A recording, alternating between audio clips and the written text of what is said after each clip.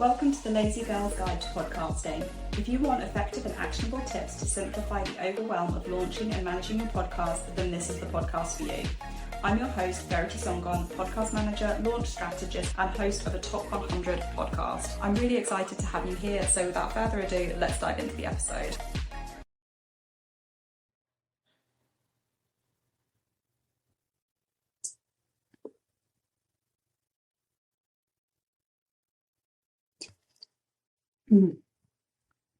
Hello there, and welcome back to another episode of the Lazy Girl's Guide to Podcasting.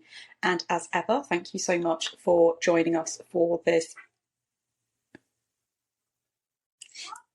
episode. If it is the first time that you are here, welcome. And if you are coming back and you've listened to previous episodes before, then welcome to you as well. It's amazing to have you here. Today we are going to be talking about, should you put your podcast on Spotify, or should you be using Spotify as one of your podcasting directories?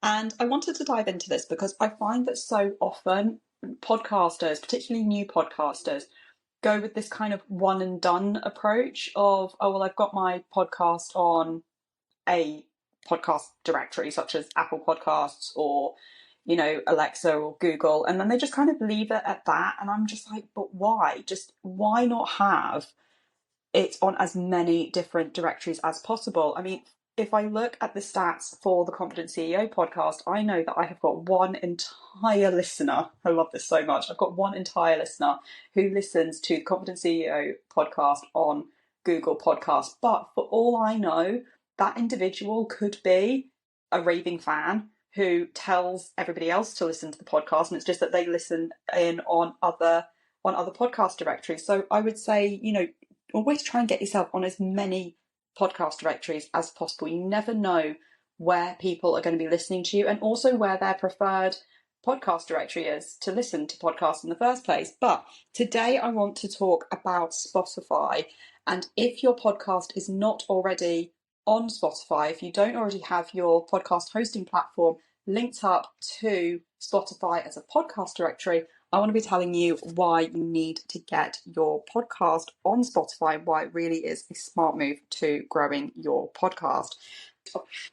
So with millions of active users, the platform offers a great opportunity to grow your listener base. So let's dive into some stats. As of May 2023, it is estimated that there are between 4 and 5 million podcast titles on Spotify. Approximately 21% of podcast listeners use Spotify to listen to podcasts, and this puts it as the second most popular directory for podcast listening, behind only Apple Podcasts. And it is estimated that Spotify has got over 515 million users across over 180 markets. That's a lot of people that you are potentially missing out on as listeners if you do not have your podcast on Spotify. So, getting your podcast onto Spotify. First of all, you do need to have your podcast on a hosting platform somewhere. It could be Buzzsprout, it could be Libsyn, it could be Megaphone, it could be Captivate. There's so many. But then once you are on your podcast hosting platform, you are going to then use your RSS feed and you are going to get yourself onto the different directories. Now that is going to vary depending on which hosting platform you're using. Some of them it's a really easy, just one click. Other ones require you to do a little bit more background work. So you will have to go and look at your podcast hosting platforms instructions as to how to get on Spotify, but generally speaking it is incredibly simple and it's also very easy to do. And once you've submitted to Spotify will then review your podcast and let you know if it has been accepted onto the platform, and you will be sent an email to ensure that your podcast is yours to claim, so you're not just taking any random's podcast. Once you've completed this step, you can see all of your analytics from Spotify within your Spotify for Podcasting dashboard. Now, you might be thinking to yourself, but I can already see my analytics within my hosting platform. Do I really need to look at them in Spotify as well? And in a word, no, you don't have to log into your Spotify to have a look at your analytics, because you're right, all of your analytics will be on your podcast hosting platform. However, these are very generalized overall analytics that you tend to get on podcasting host platforms that aren't necessarily broken down into the nitty gritty. For those kind of really in-depth analytics, you are going to need to go to Spotify, to Apple Connect, to wherever else in order to get really drilled down data on various aspects of your show on those particular platforms. The other great thing, and I'm just going to throw this in incredibly quickly, is that on your Spotify for Podcasters dashboard, this is where you can get your official Listen on Spotify badges, which link straight through to your podcast and you can use it on your website. But just like any other content on the internet, make sure that you are optimizing your podcast metadata for SEO. This is really crucial for new people potentially finding you on Spotify to listen to your podcast. So parts of the podcast that you need to be focusing on include your podcast title, description, and episode titles as well. Making sure that, things like you're including relevant keywords and phrases that accurately describe your podcast content, because optimizing your metadata in that way, you'll increase the chances of your podcast appearing in search results. Once your podcast is live on Spotify, well, it's important to make sure you're promoting it. Again, don't just put something on a platform and hope that it's going to just promote itself, because it won't. Share the link on your social media channels. You can also use something like Chartable or Podkite to have one link to kind of rule them all, and people can automatically get sent to Spotify if that is their podcast player of preference when they click on that link. Do look on the episode list for the one about Chartable and Podkite. This sounds awful, but at the time of recording this, I can't actually remember whether or not that episode has come out yet, or if it's coming out in a couple of weeks. This is the problem with batch recording episodes, is that you sometimes actually forget where things are going to come. But if the episode about using Chartable and Podkite hasn't come out yet, it is definitely coming out in a few episodes' time. And I called it something along the lines of one link to rule them all. So do check that out if you are wondering what I mean when I'm talking about Chartable and Podkite. It's a really, really useful episode for you to listen in on. But going back to promoting your podcast on social media, you can create promotional graphics or videos to share on social media and include in your newsletter. And additionally, consider reaching out to other podcasters or influencers in your niche to see if they're willing to promote your podcast to their audience.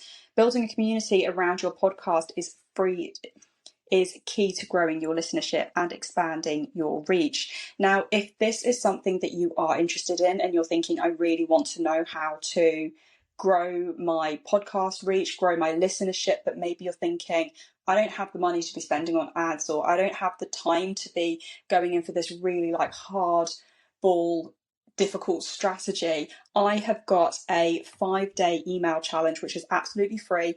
Increase your podcast audience in 5 days. So every day for 5 days, you will get an email, and it is short, simple, actionable tips of things that you can do that day in order to help boost your listenership and increase the listenership for your podcast. Really, really actionable stuff. There is a link down in the show notes. But if you just go to veritysongon.com/5-day challenge, then that you can sign up for that email challenge. As I said, it's completely free. And these are all actionable tips. I run this challenge quite regularly for myself, just when I'm feeling like I need to boost the podcast, because as I said, they are actionable tips that you can put in place at any time in your podcasting journey. So to wrap up, I just want to mention a couple more pointers about monitoring your podcast performance on Spotify. It is important to monitor your performance or your podcast performance to see how it's resonating with your listeners. Now, Spotify actually provides some really good analytics that shows you how many streams and listeners your podcast has, as well as where they're located, how they're listening, for example, desktop, mobile, whatever else. You can really use this information to make informed decisions about your content and promotional strategy. And for example, if you notice that a particular episode is getting more streams than others, consider creating more content on that topic, or really figure out what is it that people liked about that episode that they aren't liking about your other episodes. Or if you're seeing that most of your listeners are located in a specific region, consider targeting your promotional efforts at that particular area, for example. Now, how often you should monitor analytics on Spotify is completely up to you and will be hugely dependent on a variety of factors, including your time allowance, size of your team, your podcasting goals, etc. So, for example, when I look at the analytics for the Lazy Girl's Guide to Podcasting and the Confident CEO, every week I go on my podcast hosting platform. So I use two. The Confident CEO is currently hosted on Buzzsprout, and the Lazy Girl's Guide to Podcasting is currently hosted on Megaphone. And what I do is I will go into those hosting platforms and I will look at those analytics. And then once a month, I go into Apple Podcasts and Spotify, because those are the two biggest platforms that my listeners use for both podcasts. I go into Apple Connect and Spotify and I look at those really in-depth analytics. And that's where I get much more of an idea of how long are people listening to the podcast, where is the drop-off rate, what episodes are they liking, what are they not liking, how long are they listening to each episode. So that works for me, and that is because I'm limited on time and resources. I don't have a massive team, but I also acknowledge just how important looking at analytics are for growth. So as I said, that works for me. Once a week I look at my hosting platform ones, and then I also look in the once a month more closely at Apple Connect and at Spotify. So in conclusion, if you have not got your podcast on Spotify yet, I'd highly recommend you do it. As I said, it is the second biggest podcast directory at the time of recording to have your podcast on. Millions of listeners. And I think that if you are not on Spotify, personally, I think you are missing a trick there. So do let me know your opinion on this episode. Do you think you're missing a trick if your podcast is not on Spotify? Do you have your podcast on Spotify? Do you use only Spotify? I feel like I've used the word Spotify way too many times in the last couple of sentences. But let me know about your relationship with your podcast and Spotify over on Twitter or Instagram at VeritySongOn. I would be really interested in hearing your thoughts, and otherwise I will see you next episode. Thank you for tuning in to another episode of the Lazy Girl's Guide to Podcasting. If you loved this episode, I think you'll love being on my email newsletter list, where I send out weekly podcasting tips to help you create, host and grow a podcast that you love. To join, go to veritysongcon.com/newsletter or hit the link in the show notes. Until next time, happy podcasting.